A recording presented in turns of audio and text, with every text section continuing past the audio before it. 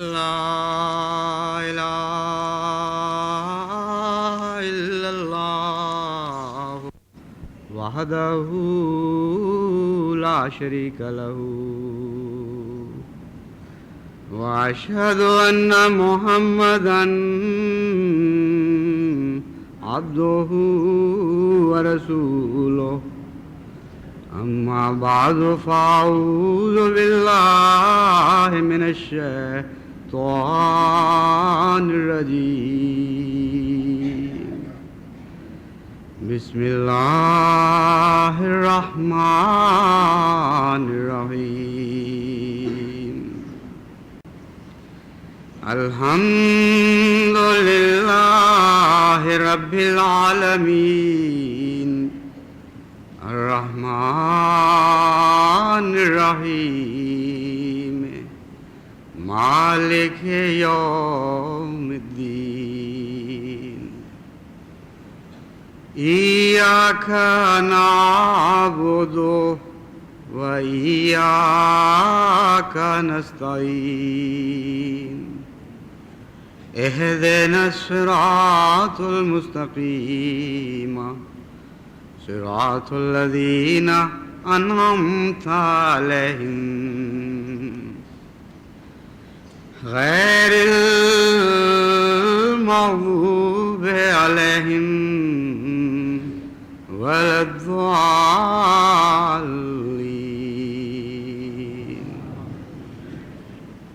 يا أيها الذين آمنوا كتب عليكم الصيام كما كتب على الذين من قبلكم لعلكم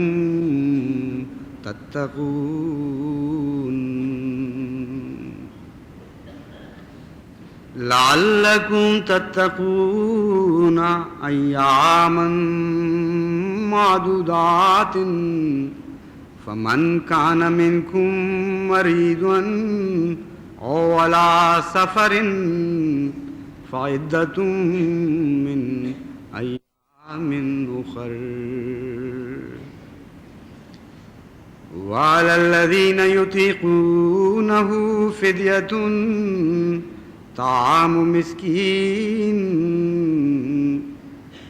فمن تطوع خيرا فهو خير الله وأن تصوموا خير لكم إن كنتم تعلمون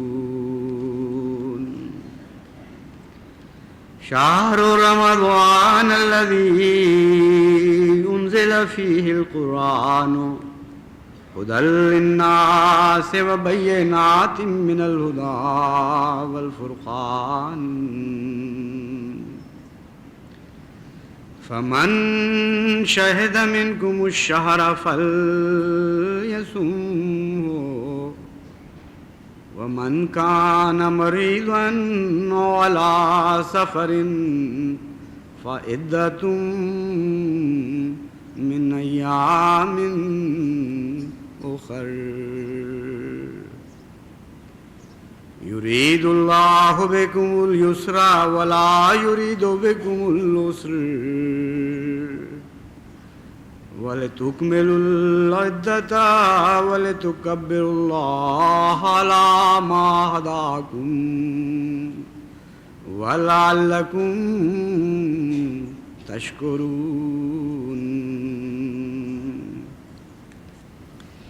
وَإِذَا سَأَلَكَ عِبَادِي عَنِّي فَإِنِّي قَرِيبٌ وَإِذَا سَأَلَكَ عِبَادِي عَنِّي فَإِنِّي قَرِيبٌ أُجِيبُ دَعْوَةَ الدَّاعِ إِذَا دَعَانِ فَلْيَسْتَجِيبُوا لِي وَلْيُؤْمِنُوا بِي لَعَلَّهُمْ يَرْشُدُونَ یہ جمعہ جو ہم آج پڑھ رہے ہیں یہ رمضان شریف سے پہلے آخری جمعہ ہے، اور انشاءاللہ تعالی آئندہ جمعہ رمضان مبارک کے ایام میں آئے گا۔ اس لیے آج کے خطبے کے موضوع کے لیے میں نے وہ آیات چنی ہیں جن کا تعلق رمضان مبارک سے ہے اور روزہ رکھنے سے متعلق ہدایات دی گئی ہیں اور ان کے فوائد سے آگاہ کیا گیا ہے۔ سب سے پہلے تو اللہ تعالیٰ مومنوں کو یہ بتاتا ہے کہ تم پر جو روزے فرض کیے گئے ہیں تم سے پہلے لوگوں پر بھی فرض کیے گئے تھے، لعلکم تتقون، تاکہ تم تقوی اختیار کرو۔ اس کے دو مفہوم ہو سکتے ہیں۔ ایک پڑھنے والا یہ سمجھے گا کہ اللہ تعالیٰ یہ فرما رہا ہے کہ دیکھو ہم صرف تم پر سختی نہیں کر رہے بلکہ تم سے پہلے لوگوں پر بھی کافی سختی ہوئی تھی، اس لیے جہاں وہ بیچارے روزوں میں پکڑے گئے وہاں تم بھی پکڑے جا رہے ہو تو کیا فرق پڑتا ہے۔ لیکن یہ مفہوم ہرگز یہاں مراد نہیں ہے۔ ایک دوسرا مفہوم یہ ہے کہ ہم نے پہلوں کو بھی ایک نعمت عطا کی تھی، تم اس رسول کے ماننے والے ہو جس نے نعمتوں کو تمام کر دیا، درجہ کمال تک پہنچا دیا، اس لیے تمہارا زیادہ حق بنتا ہے کہ ہم یہ نعمت تمہیں عطا کریں۔ لعلکم تتقون، کیونکہ روزوں کا نتیجہ تقوی ہے، اور تقوی کی سب سے زیادہ تعلیم حضرت محمد مصطفیٰ صلی اللہ علیہ وآلہ وسلم نے دی، اس لیے ضروری تھا کہ ان سے زیادہ شان کے ساتھ تم پر روزے فرض کیے جاتے۔ جہاں تک من قبلکم کا ذکر ملتا ہے تاریخ میں، یعنی ان لوگوں کا ذکر جو اس سے پہلے گزرے ہیں، تو اگرچہ یہ درست ہے اور قرآن کریم اس طرف بھی اشارہ فرما رہا ہے کہ کوئی بھی مذہب ایسا نہیں جس میں روزے فرض نہ کیے گئے ہوں۔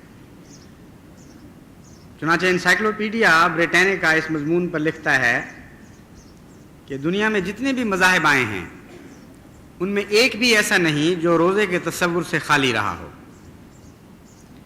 اور یہ تحقیق آج کل کے زمانے میں آسان ہے کیونکہ ساری دنیا کے مختلف تاریخی حالات مجتمع ہو چکے ہیں اور کتابی صورتوں میں انسان کی دسترس میں آ چکے ہیں۔ مگر حضرت محمد مصطفیٰ صلی اللہ علیہ وآلہ وسلم کو جب یہ بتایا جا رہا تھا تو دنیا کے مذاہب کی بھاری اکثریت ایسی تھی جن کے متعلق آن حضرت صلی اللہ علیہ وآلہ وسلم کو اطلاع پانے کا کوئی بھی ذریعہ نہیں تھا۔ تو سب سے پہلے تو توجہ اس طرف منعطف ہوتی ہے کہ عجیب شان کا رسول ہے اور عجیب شان کا کلام اس پر نازل ہو رہا ہے کہ ساری دنیا کے متعلق ایک دعویٰ کرتا ہے جس کے متعلق کوئی عقلی وجہ موجود نہیں کہ وہ دعویٰ تحدید سے کیا جا سکے اور پھر وہ درست بھی ثابت ہو۔ اور آج کے زمانے کا انسان جب کامل تحقیق کے بعد، ہر قسم کی جستجو کے بعد ایک نتیجہ نکالتا ہے تو وہ بعینہ ہی وہی نتیجہ نکالتا ہے جو حضرت محمد مصطفیٰ صلی اللہ علیہ وآلہ وسلم کو اللہ تعالیٰ کی طرف سے آج سے 1400 سال پہلے بتا دیا گیا تھا۔ دوسرا یہ پہلو آپ کے سامنے آئے گا جب آپ تحقیق کریں گے کہ جس باقاعدگی اور نظام کے ساتھ، جس تفصیل کے ساتھ اور جتنی زیادہ پابندیوں کے ساتھ مسلمانوں پر روزہ فرض ہوا ہے ویسے کبھی کسی قوم پر نہیں ہوا۔ بائبل میں روزوں کا ذکر ملتا ہے، مثلا 10ویں محرم کے متعلق آتا ہے کہ یہ وہ دن تھا جب فرعون کے ظلموں سے بنی اسرائیل کو نجات دی گئی تھی۔ چنانچہ حضرت موسیٰ کی تعلیم میں یہ آتا ہے کہ اس دن کو یاد رکھو اور اس دن روزہ رکھو۔ لیکن روزوں کا پورا ایک مہینہ فرض ہونا یہ پہلے کبھی کسی قوم میں نظر نہیں آتا۔ علاوہ ازیں روزے کی جو تفصیلی ہدایات ہیں ان میں بھی بڑا فرق ہے۔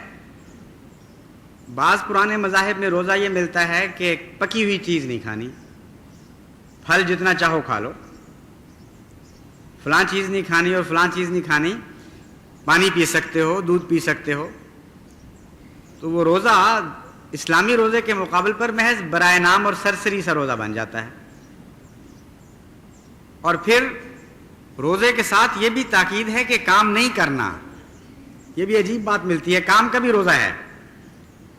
تو جس کو چھٹی مل جائے کام سے اس کا تو روزہ اور بھی آسان ہو جائے گا. یعنی بظاہر یہ پابندی ہے جو اسلام میں نہیں ہے، لیکن عملاً یہ پابندی نہیں ہے بلکہ رخصت لینے پر مجبور کر دیا گیا ہے کہ تم لوگ کمزور ہو، تم میں یہ طاقت نہیں ہے کہ دنیا کے کام بھی کر سکو اور پھر روزہ بھی رکھ سکو اور اس کا حق بھی ادا کر سکو. ایسے لوگ بعد میں آئیں گے جو یہ کام کر سکیں گے. بس حضرت صلی اللہ علیہ وآلہ وسلم کو جو روزے کی تعلیم دی گئی وہ ہر لحاظ سے کامل بھی ہے اور زیادہ مشقت طلب ہے، لیکن اس کے باوجود یہ وضاحت فرما دی گئی کہ مشقت ڈالنا مقصود ہرگز نہیں ہے. خوب کھول کر اللہ تعالیٰ اس مضمون کو بیان کر دیتا ہے. اور اس کی ضرورت بھی اسی لیے پیش آئی کہ جب انسان اسلامی روزے کی تعلیم پر غور کرتا ہے تو حیران رہ جاتا ہے کہ پچھلوں کے اوپر تو اس کا عشر عشیر بھی فرض نہیں تھا. اور یہ وہم دل میں پیدا ہو سکتا ہے کہ کیا اللہ تعالیٰ سختیوں سے خوش ہوتا ہے؟ کیا اللہ تعالیٰ یہ پسند کرتا ہے کہ میرے بندوں پر بوجھ پڑے اور وہ تنگی محسوس کریں اور اس کے نتیجے میں محض تنگی اور محض تکلیف اللہ تعالیٰ کی خوشنودی کا موجب بن جاتی ہے، جیسا کہ بعض مذاہب میں یہ تصور بھی پایا جاتا ہے؟ تو اللہ تعالیٰ وضاحت فرماتا ہے کہ ہرگز نہیں. اور آگے تفصیل کھلتی چلی جائے گی، سہولتیں بھی دیتا چلا جاتا ہے اور پھر حکمتیں بیان کرتا ہے کہ مراد تقویٰ کو بڑھانا ہے، مراد مقصود زندگی کو عطا کرنا ہے، اور سختی پیدا کرنا ہرگز مراد نہیں. یہ ایک ضمنی چیز ہے، مقصود بالذات نہیں ہے. ایام معدودات، چند گنتی کے دن ہی تو ہیں. اللہ تعالیٰ فرما رہا ہے سارے سال میں سے 12 مہینوں میں سے ایک مہینہ ہے، یعنی موسی جو 10واں حصہ دیتا ہے اس سے بھی کم. البتہ اگر بعد کے 6 روزے رکھ لیں تو پھر پورا وصیت کا حق بن جاتا ہے. یعنی عید کے بعد 6 دن اگر آپ روزے رکھ لیں تو بین ہی وصیت کا مضمون بھی پورا ہو جاتا ہے. لیکن بہرحال اللہ تعالیٰ فرماتا ہے کہ بہت معمولی بوجھ ہے یہ تم پر، اور جتنے فوائد ہیں ان کے مقابل پر یہ کچھ بھی نہیں ہے. گنتی کے چند دن آتے ہیں اور گزر جاتے ہیں. بعض لوگوں کے دل میں خوف پیدا ہو رہا ہوتا ہے، بعض لوگ یہ حسرتیں لے کر گزر رہے ہوتے ہیں ان دنوں سے کہ پتہ نہیں پھر اگلے سال یہ دن دیکھنے نصیب بھی ہوں گے کہ نہیں. مگر دونوں کے دن تھوڑے ہی ہوتے ہیں. سختی اور تنگی ترشی محسوس کرنے والوں کے دن بھی گزر جاتے ہیں اور حسرتیں لیے ہوئے دلوں کے دل بھی گزر جاتے ہیں. فرمایا کہ یہ وہ روزہ ہے جو تم پر فرض کیا گیا، لیکن جیسا کہ میں نے بیان کیا تھا قرآن کریم فرماتا ہے کہ سختی کی خاطر نہیں. اللہ تم پر سختی وارد کرنے سے خوش نہیں ہوا کرتا. من کان منکم مریضا او علی سفر، تم میں سے جو بیمار ہو یا مسافر ہو، فعدۃ من ایام اخر، اس کے لیے فرض ہے کہ وہ بعد کے دنوں میں اس کو روزوں کو پورا کر لے. اب اس میں ایک اور سہولت پیش کر دی گئی. سختی کے روزے مثلا گرمی کے، انتہائی گرمی کے روزوں جو اب ہمارے اوپر آنے والے ہیں، ان میں کوئی شخص بیمار ہو جاتا ہے یا کوئی سفر پر ہوتا ہے، اس پر یہ فرض نہیں ہے کہ ضرور انہی دنوں میں گرمی کی سختی کے اندر وہ روزے رکھے. اگر وہ سردیوں کے آسان روزے بھی رکھ لیتا ہے تب بھی اس کا فرض پورا ہو جاتا ہے. اس سے بھی معلوم ہوتا ہے کہ سختی اللہ تعالیٰ کے پیش نظر نہیں ہے. وَعَلَى الَّذِينَ يُطِيقُونَهُ فِدْيَةٌ طَعَامُ مِسْكِينٍ، یہ جو آیت ہے اس پر بہت سی بحثیں اٹھائی گئی ہیں. یطیقونہ سے کیا مراد ہے؟ اور واقعہ یہ ہے کہ اس کے جو مختلف پہلو ہیں وہ ہر امکان پر حاوی ہو جاتے ہیں. یہ کہنا درست نہیں ہے کہ بعض مفسرین کے معنی درست ہیں اور بعض دوسرے مفسرین کے غلط ہیں. امر واقعہ یہ ہے کہ انسانی زندگی کے حالات میں دونوں قسم کے مواقع، بلکہ کئی قسم کے ایسے مواقع پیدا ہوتے ہیں جن پر اس آیت کے مضمون کو الٹ پلٹ کر پھیر کر چسپاں کریں تو ہر موقع کے اوپر یہ آیت چسپاں ہو جاتی ہے. سب سے پہلے تو یطیقونہ کا وہ ترجمہ ہے جو مثبت ترجمہ ہے، یعنی یہ بیان کیا گیا کہ وہ لوگ جو روزے کی طاقت، جو فدیہ کی طاقت رکھتے ہیں، یہاں یہ ترجمہ بنے گا کہ ہم رخصت تو تمہیں دے رہے ہیں، بیمار ہو، سفر پہ ہو، تم بے شک بعد میں روزے رکھ لو، لیکن یہ روزہ نہ رکھنے کا جو غم تمہیں لگ جائے گا کہ سارے لوگ روزے رکھ رہے ہیں اور ہم محروم رہ رہے ہیں، ہم تمہیں ایک ترکیب بتاتے ہیں اس بوجھ کو ہلکا کرنے کی۔ تم کسی غریب کو کھانا کھلا دیا کرو، وہ لذت جو تمہیں حاصل ہوگی غریب کو کھانا کھلا کر، وہ اس غم کو کم کر دے گی کہ تم روزہ نہیں رکھ سکتے۔ یطیقونہ سے مراد یہاں ہے جن کو طاقت ہو، جن کے اندر استطاعت ہو کہ وہ غریب کو کھانا کھلا سکیں، ان کے لیے بڑی سہولت ہے کہ وہ یہ کام کریں اور ان کا یہ غم کہ ہم روزے سے محروم رہ گئے وہ کسی حد تک کم ہو جائے گا۔ لیکن اس پر بعض دوسرے مفسرین کو اعتراض ہے اس ترجمے پر کہ مشکل یہ ہے کہ یطیقونہ میں جس طرف ضمیر پھیری گئی، کس کی طاقت؟ فدیۃ طعام مسکین، اس کا ذکر تو بعد میں آ رہا ہے، اور یہ اعلیٰ ادبی تقاضوں کے خلاف ہے کہ جس کا آپ ذکر کر رہے ہیں وہ بعد میں ہو اور ضمیر پہلے اس کی طرف پھیر دیں۔ اس لیے بعض دوسرے مفسرین نے کہا کہ یہ فصاحت و بلاغت کے خلاف ہے۔ دوسرا یہ بھی ان کو اعتراض پیدا ہوا کہ اگر یہ ترجمہ کریں تو فدیۃ تو مؤنث ہے اور ضمیر پھیری گئی ہے مذکر کی، یطیقونہ ہو جو ہے وہ مذکر صیغہ ہے، اگر مؤنث کی طرف ضمیر پھیرنی ہوتی تو یطیقونہ ہا چاہیے تھا۔ ان دونوں باتوں کا بہترین جواب حضرت شاہ ولی اللہ محدث دہلوی نے دیا ہے۔ آپ یہ کہتے ہیں کہ جہاں تک اول الذکر اعتراض کا تعلق ہے، فدیۃ طعام مسکین نحوی لحاظ سے فی الحقیقت مبتدا ہے جو بہرحال پہلے ہوتا ہے، اور یہ متعلق خبر ہے کہ ان پر فرض ہے علی الذین یطیقونہ۔ یہ ایک عربی کی بحث ہے، زیادہ تفصیل میں اس وقت نہیں جاؤں گا، مگر مختصراً یہ کہ اس اعتراض کو انہوں نے حل کر دیا یہ کہہ کر کہ فدیۃ ان کا مقام پہلا ہے، اور بعض دفعہ جملوں میں تقدیم تاخیر ہو جایا کرتی ہے بعض قوانین کتابیں، لیکن مبتدا کا اصل مقام پہلے ہی ہوتا ہے ہمیشہ، اس لیے یہ اعتراض رد ہو جاتا ہے، یعنی فصاحت و بلاغت پر کوئی برا اثر نہیں پڑتا اس سے۔ دوسرا انہوں نے کہا کہ فدیۃ اگرچہ لفظ مؤنث ہے مگر طعام مسکین اس کا بدل ہے اور وہ مذکر ہے، اور اصل مراد طعام مسکین ہے، غریب کا کھانا کھلانا۔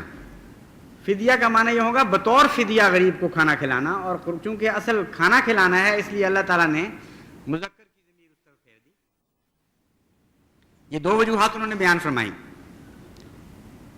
اور تیسری وجہ جو بیان نہیں فرمائی وہ واضح ہے کہ اگر مؤنث کی ضمیر پھیری جاتی تو وہ دوسرے معنی جو اللہ تعالیٰ پیدا کرنا چاہتا تھا وہ نہ ہو سکتے، کیونکہ پھر صیام کی طرف ضمیر نہیں پھر سکتی تھی،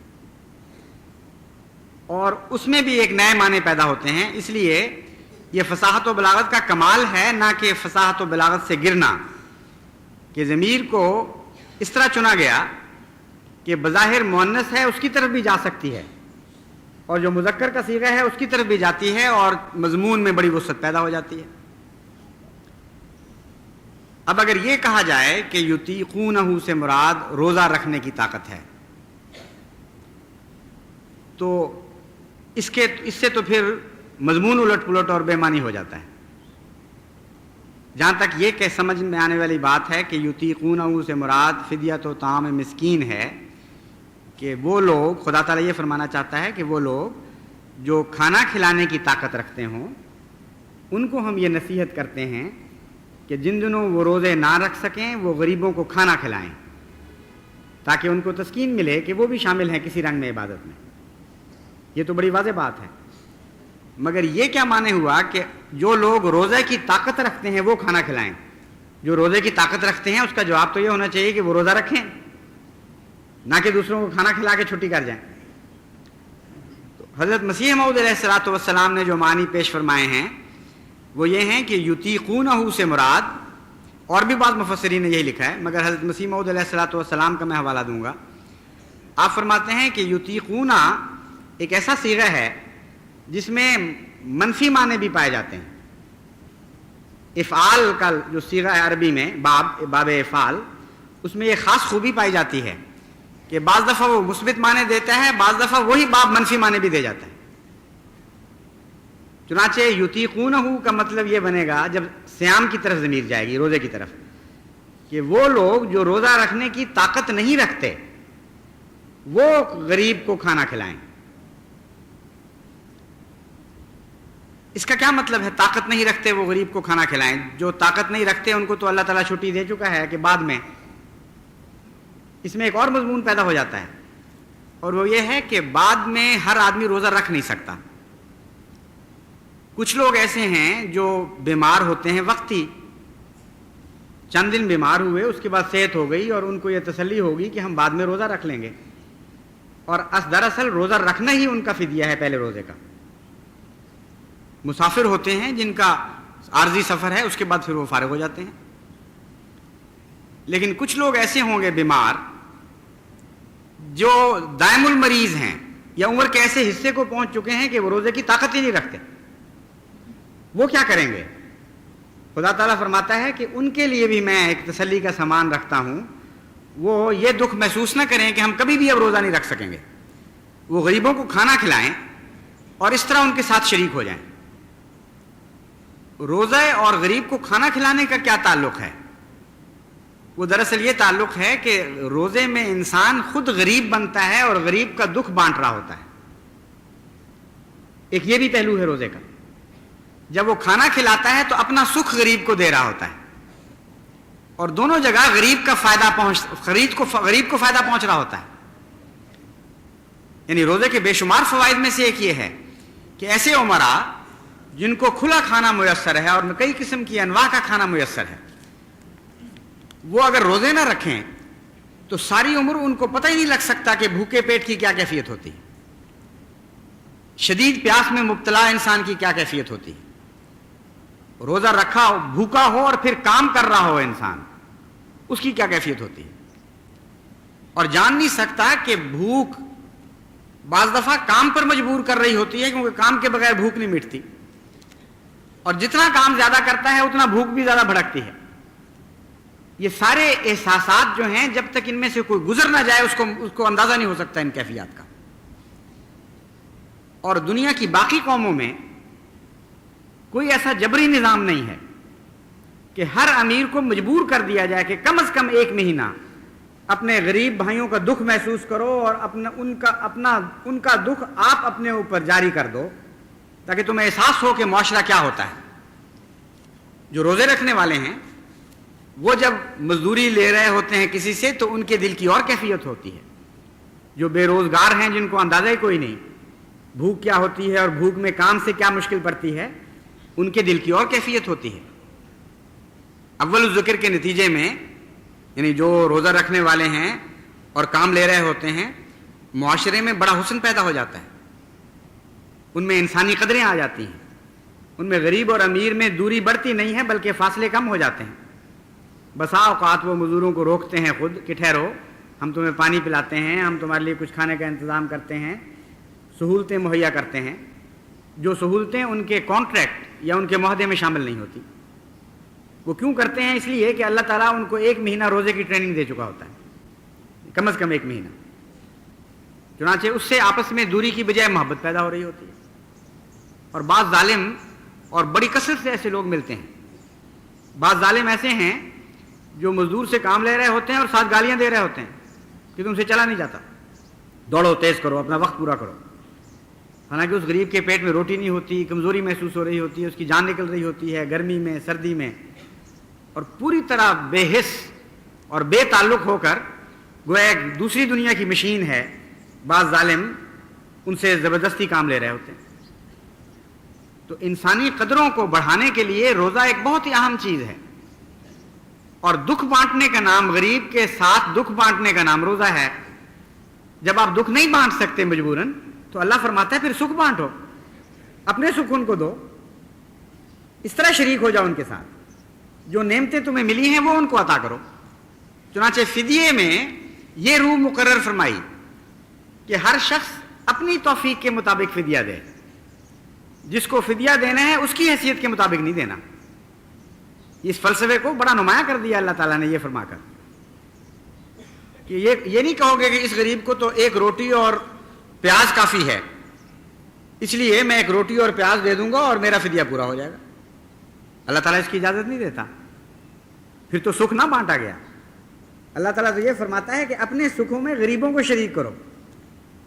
اگر تم اعلیٰ قدروں کی اعلیٰ نعمتیں استعمال کرتے ہو اپنے لیے، نہایت ہی اونچی قسم کے کھانے کھاتے ہو، تو فدیہ تب ہوگا اگر تم ویسے ہی کھانا غریبوں کو کھلاؤ اور ان کو بھی اندازہ ہو کہ اللہ تعالیٰ نے ان لوگوں کو کیا کیا نعمتیں دی ہوئی ہیں، کچھ وہ بھی شریک کریں، سارا سال نہ کھا سکیں، چلو ایک مہینہ ہی وہ تمہارے ساتھ شریک ہو جائیں۔ تو بہت سے جو مسالے ہیں ان میں سے یہ ایک دو مسالے ہیں جو جن کا اس آیت میں ذکر ہے۔ فمن تطوع خیرا فہو خیر لہ، اب فرض تو ان پر ہوگا فدیہ دینا جو روزہ نہیں رکھ سکتے۔ علی الذین میں جو فرض کے معنی پائے جاتے ہیں اس کا تعلق یطیقون سے ہے، یعنی منفی معنوں کے ساتھ۔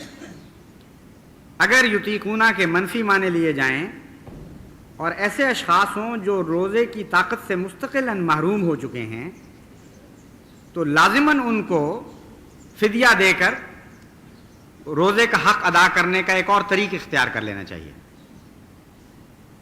اور یہ لازم ہے ان پر جن کے اندر استطاعت ہے فدیہ دینے کی۔ یہ معنی بھی بیچ میں آ جاتے ہیں۔ اگر اتنا غریب ہے کہ اپنے لیے کھانا میسر نہیں تو اس کو اللہ تعالیٰ مستغنی فرما دیتا ہے، اور یہ لچک اس آیت میں دونوں طرح کی موجود ہے۔ لیکن فرماتا ہے کہ یہ تو فرض ہے، ہم جانتے ہیں ہمارے بندوں میں سے ایسے بہت سے ہوں گے جو روزہ رکھ بھی سکتے ہوں گے بعد میں، تب بھی ان کو بے قراری ہوگی کہ ہم کیوں محروم چلے جا رہے ہیں۔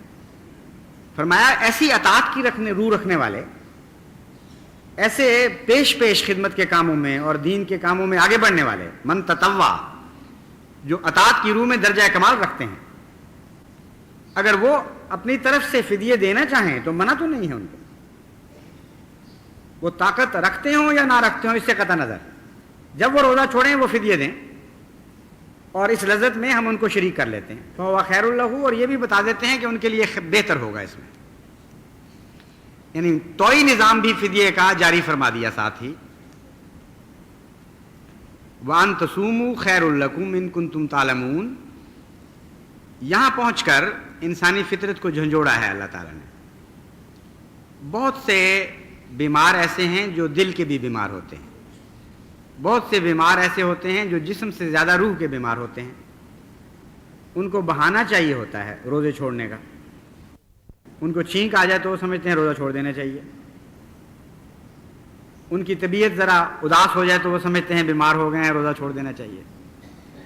تو اللہ تعالیٰ فرماتا ہے کہ روزہ چھوڑنے کا جو حکم ہے یہ تمہارے لیے نقصان ہے، روزہ چھوڑنے کی جو اجازت ہے یہ نقصان کا سودا ہے، فائدے کا سودا نہیں ہے۔ ایک تمہاری مجبوریوں کو پیش نظر رکھ کر اللہ نے اجازت دی ہے، لیکن حقیقت یہ ہے کہ جو روزہ رکھتا ہے اس کو وہ بہت بہتر ہے اس آدمی کی نسبت جو مجبوراً روزہ چھوڑ رہا ہے۔ اس لیے عقل سے کام لینا اور اپنے فائدے کے خلاف کوئی فعل نہ کرنا، اپنے نفس کے خلاف نہ فیصلہ کر دینا کہ بظاہر آسانی میں تم پڑھ رہے ہو اور حقیقت میں بہت بڑا گھاٹا کھا رہے ہو۔ اس وقت کی رعایت سے میں اس حصے کو فی الحال ترک کر رہا ہوں، درمیان کی آیات کو، اور آخری جو مدعا اور مقصود اور مطلوب ہے روزوں کا اس کو بیان کرتا ہوں۔ اللہ تعالیٰ فرماتا ہے وَإِذَا سَأَلَكَ عِبَادِي أَنِّي فَإِنِّي قَرِيبٌ، کہ جب میرے بندے تجھ سے سوال کریں کہ میں کہاں ہوں اور کیسے مجھے پایا جا سکتا ہے، فَإِنِّي قَرِيب، تو تیرے کہنے سے پہلے ہم ان کو بتا رہے ہیں کہ میں قریب ہوں۔ یہ نہیں فرمایا کہ تو ان سے کہہ دے کہ میں قریب ہوں، فرمایا میں ان کے قریب ہوں۔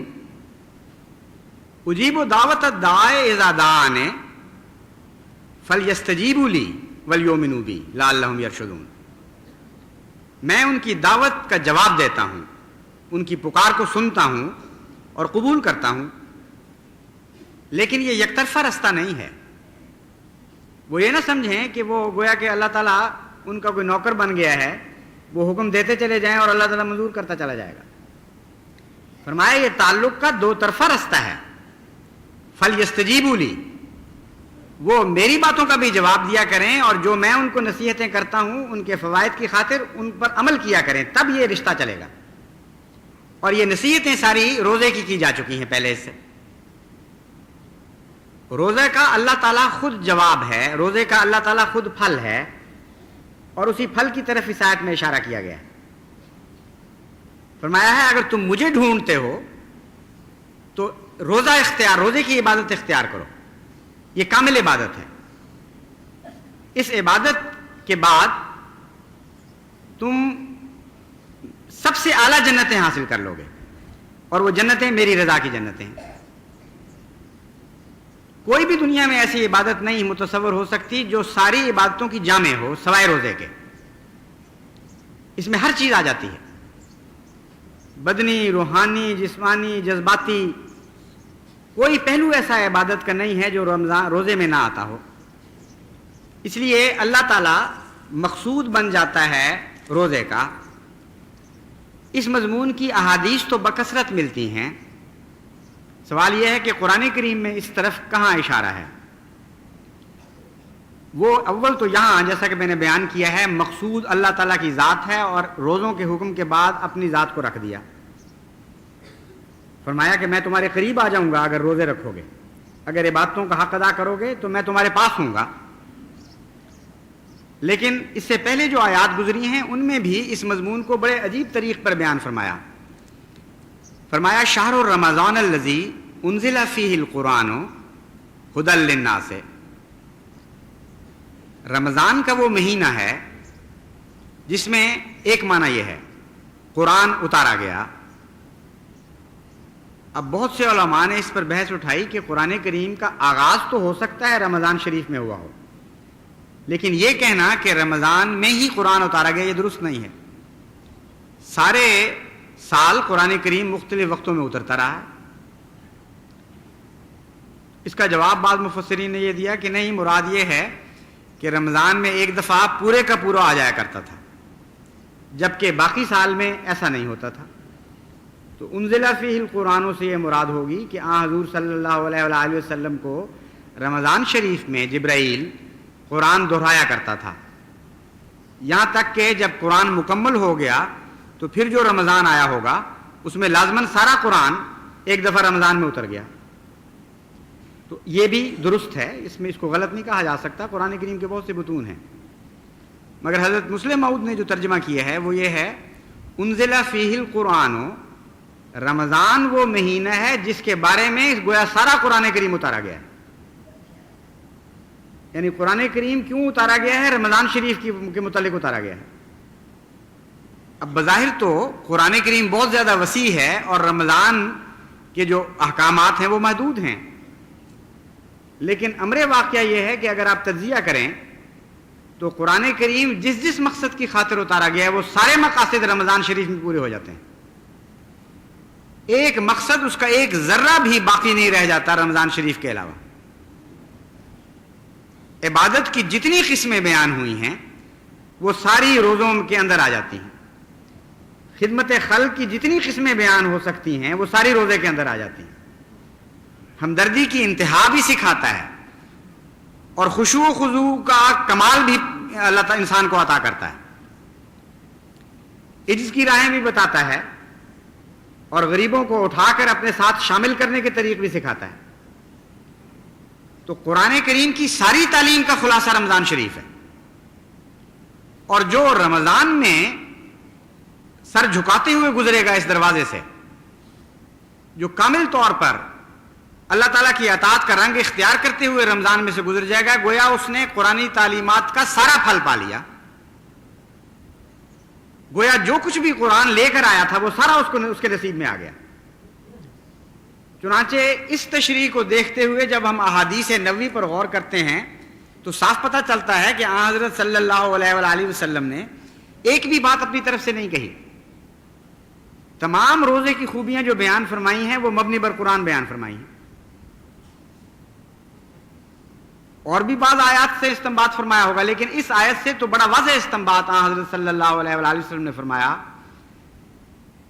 کیونکہ مضمون وہی بیان فرماتے ہیں کہ رمضان تو مقصود ہے قرآن کریم کا، قرآن کے سارے پھل رمضان سے وابستہ ہو چکے ہیں، اس لیے گویا سارا قرآن رمضان کے بارے میں اتارا گیا ہے۔ چنانچہ ساری خوبیاں جو عبادت کے ذریعے حاصل ہو سکتی ہیں حضرت صلی اللہ علیہ وآلہ وسلم نے قرآن رمضان کی طرف منسوب فرمائیں، روزوں کی طرف منسوب فرمائیں۔ فرمایا باقی ساری عبادتیں ایسی ہیں جن میں بندے کا دخل ہے، ایک روزہ ایسی عبادت ہے جو خالصتاً اللہ کے لیے ہے، یعنی کلیتاً اللہ رمضان کے روزوں کو اپنا کہتا ہے، یہ میرے ہیں، اور فرماتا ہے باقی چیزوں کی جزا تو مختلف ہے، مختلف قسم کی جنتیں، رمضان کی جزا میں خود ہوں۔ تو لازماً قرآن کریم کا جو سب سے اعلیٰ مقصد ہے اللہ کو پا لینا، وہ رمضان کے ساتھ وابستہ ہے۔ پھر اور بہت سے انداز ہیں حضور اکرم صلی اللہ علیہ وآلہ وسلم کے رمضان کی خوبیاں بیان فرمانے کے، لیکن وقت نہیں ہے، وہ انشاءاللہ بعد میں کسی وقت بتاؤں گا۔ اس وقت یہی کافی ہے فی الحال کہ رمضان شریف تمام عبادتوں کا خلاصہ ہے، رمضان شریف تمام عبادتوں کا ارتقاء ہے، رمضان شریف اس مقصود کی طرف انسان کو لے کے جاتا ہے جس کی خاطر انسان پیدا کیا گیا ہے۔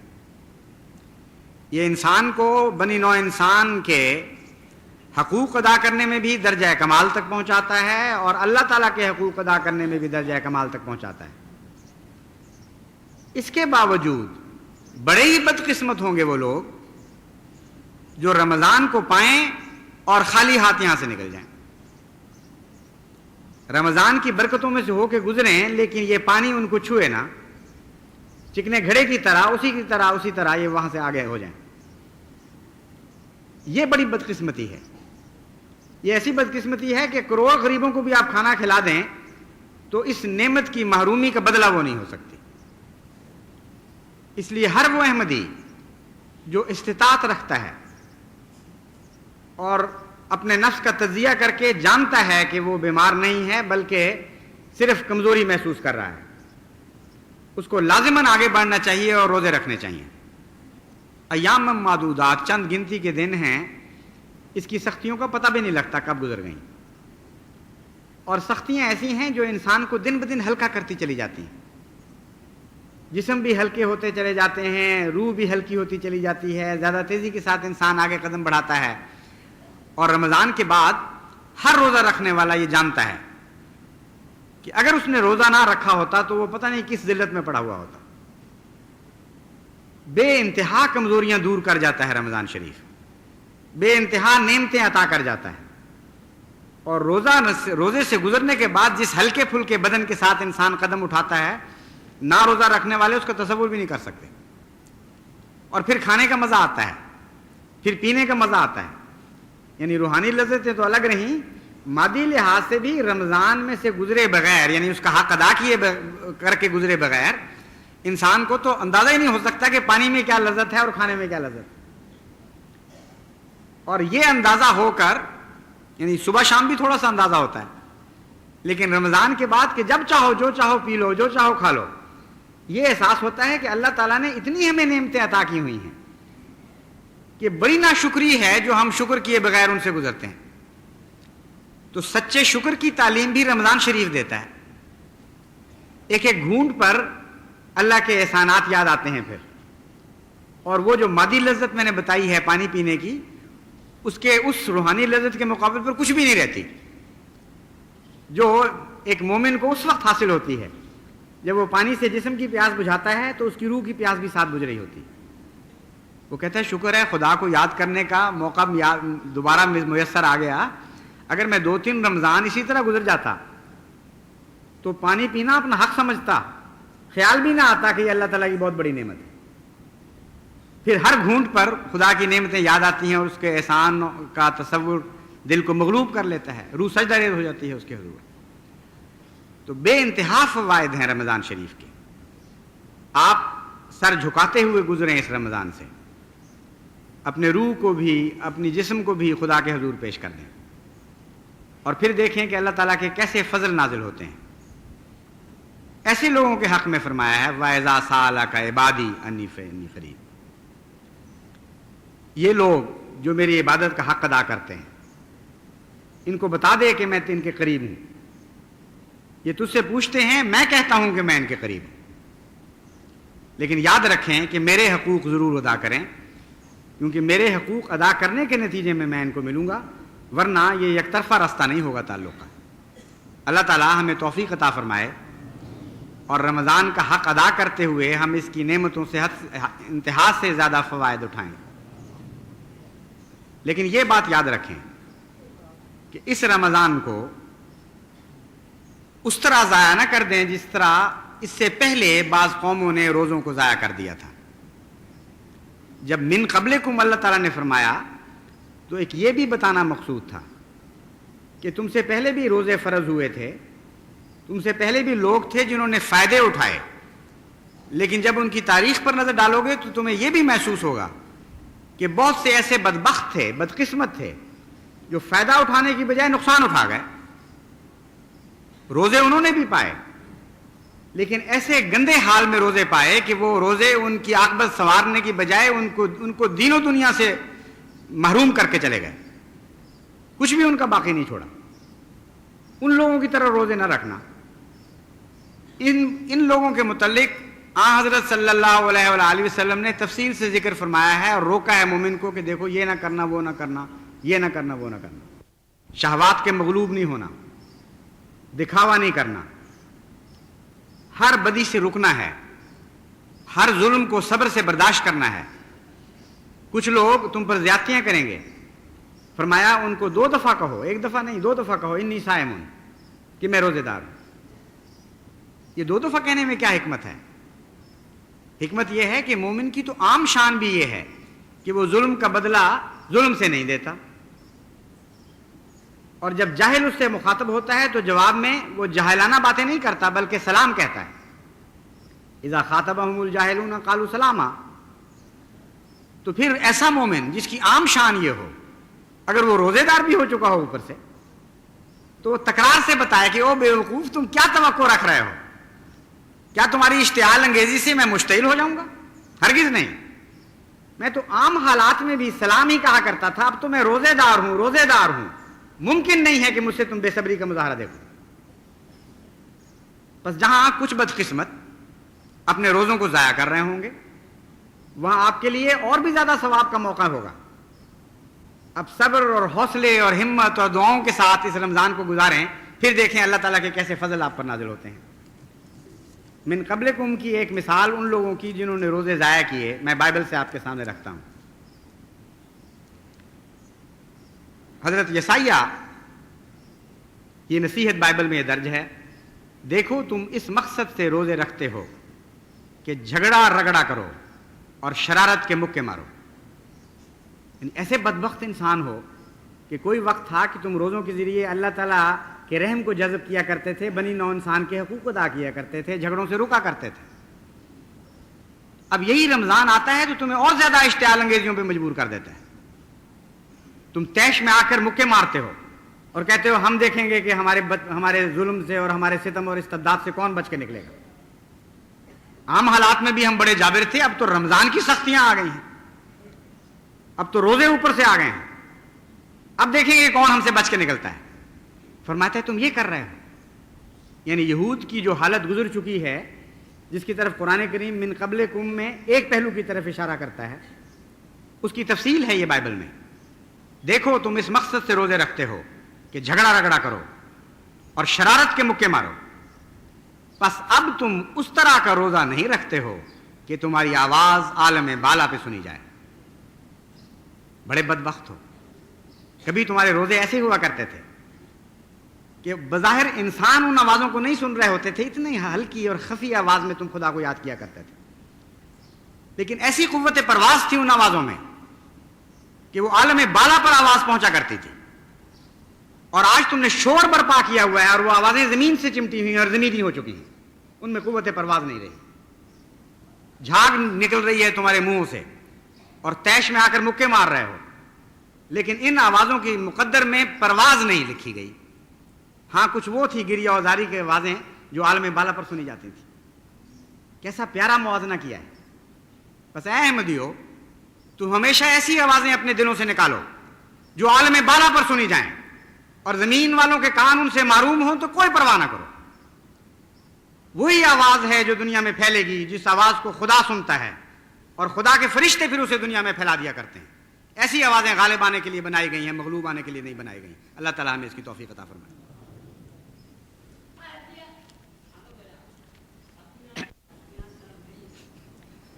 الحمدللہ نحمدہ ونستعینہ ونستغفرہ ونؤمن بہ ونتوکل علیہ ونعوذ باللہ من شرور انفسنا ومن سیئات اعمالنا من یہدہ اللہ فلا مضل له ومن یضللہ فلا ہادی له ونشهد ان لا الہ الا اللہ وحدہ لا شریک له ونشهد ان محمدا عبده ورسوله. عباد اللہ رحمکم اللہ، ان اللہ یامر بالعدل والاحسان وایتاء ذی القربى وینہی عن الفحشاء والمنکر والبغی یعظکم لعلکم تذکرون. یعظکم لعلکم تذکرون. اذکروا اللہ یذکرکم وادعوہ یستجب لکم ولذکر اللہ اکبر.